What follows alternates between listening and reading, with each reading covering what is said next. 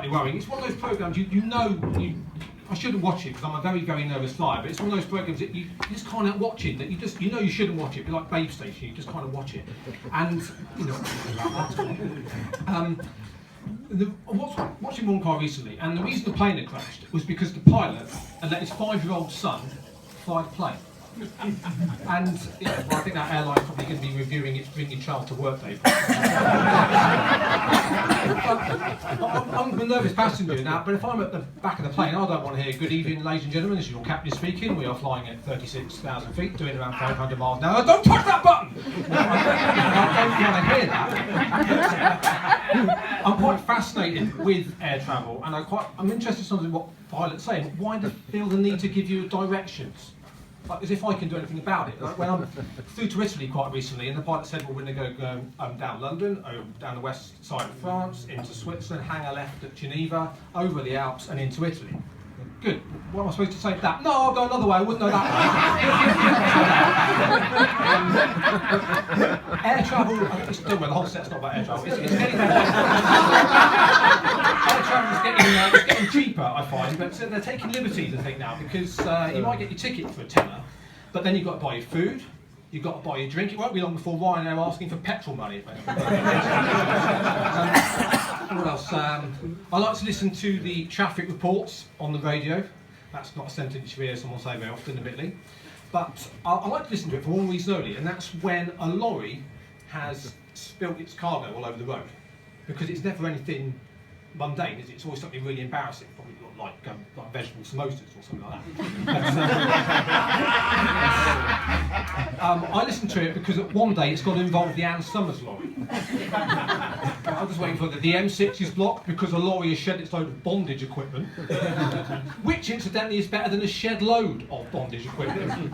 More to the story, always read the small print when buying second-hand garden furniture on eBay. If anybody wants some, by the way, to see me afterwards. Don't, please don't. Because you can say things that can get you into a lot of trouble, I think, sometimes, and you've got to be careful with what you say. Give you an example of that. Not too long ago, a friend said to me, "You're doing anything this evening?" I said, "Well, I'm going out with my girlfriend, but we won't be out for too long because she's got school in the morning." Forgetting to add that she's a teacher. That doesn't half change the context, I find. I do get myself into awful scrapes sometimes. Self-service checkouts at Morrison's. I don't know, I can never get those to work. Can anybody work those? You come along, you swipe item, no, swipe another item, no. How do you even swipe a banana? It hasn't got a barcode on it. An identified item in the bagging area, which, to be fair, it had a point. I had put my keys down. So the assistant comes over and they swipe it and it works first time. I said, "Well, why don't you just swipe all of my items, like the checkout over there? It used to be here." But you can't say that, apparently. At least that's what the manager said when he was dragging me out. Where was I going to go next? Oh yeah, an advert I saw quite recently. It was around a men's shaving product, and it was titled along the lines of "smooth as a baby's butt." I think, well, who's even using that phrase? Why is that allowed? Where did it come from? And who did the research? Who was going on? "Excuse me, madam, can I borrow your baby?"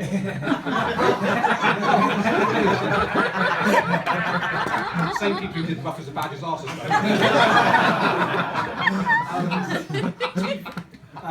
TV programmes, that's what I want to go next. TV programmes. TV programmes that insist on giving you the highlights before the programme has started. Air crash investigations, a serial offender in this, so is property shows, medical programmes, all those. You know the ones that go, "Coming up, he'll be doing that, she'll be doing this, they'll be doing something else." They might hurt themselves, but they probably won't. And you think, "Well, John, just show us. Will you stop previewing the show? You've got an hour's programme here, only 4 minutes of footage." Stop dragging it out. A little bit like this routine, I suppose. But so the other thing is adverts it's the sponsors' adverts that just cut in the middle of a programme. There used to be a time, didn't there, when it got to the adverts, you'd have end of part 1. So you knew there was an advert break coming up, so you go along to the toilet. And then part 2. Now the advert, they just cut in, so you don't get any warning. It can ruin the show. And I won't get any awards for the acting here, but you get things like Marjorie. Sorry, I don't know, I'm looking at you. Marjorie, I think I'm falling in love with you.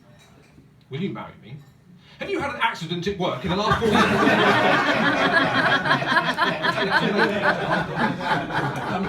But TV programmes are quite factual, I find, and you do learn a lot. I learnt the other day that there's a village in North Wales that's got 52 letters in its name.